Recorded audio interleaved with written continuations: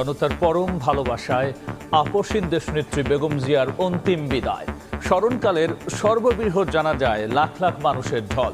রাষ্ট্রীয় মর্যাদায় স্বামী জিয়াউর রহমানের কবরের পাশে দাফন। মায়ের জন্য দোয়া চাইলেন তারেক রহমান। বিএনপি চেয়ারপারসনের প্রতি ভারত, পাকিস্তান সহ ৩৩টি দেশের প্রতিনিধির শ্রদ্ধা। মরহুমা বেগম খালেদা জিয়া জীবিত থাকাকালীন অবস্থায় যদি আপনাদের কারো কাছ থেকে কোনো ঋণ নিয়ে থাকেন, দয়া করে আমার সাথে যোগাযোগ করবেন, আমি সেটি পরিশোধের ব্যবস্থা করব ইনশাআল্লাহ। ওনার কোনো ব্যবহারে, কথায় যদি কেউ আঘাত পেয়ে থাকেন, তাহলে মরহুমার পক্ষ থেকে আমি আপনাদের কাছে ক্ষমা প্রার্থী।